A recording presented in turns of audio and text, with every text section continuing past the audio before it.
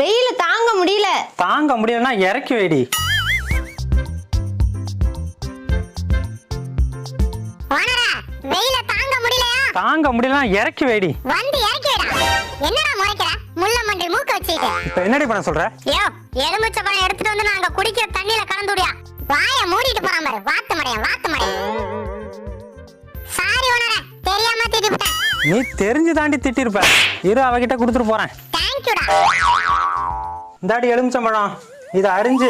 தெரியும் மாமா, நான் பாத்துக்கிறேன். சரி, நான் வெளில போயிட்டு வந்துடுறேன். என்னடா சூடு குறைஞ்சு போச்சா? கொதிச்சிட்டு இருக்கா?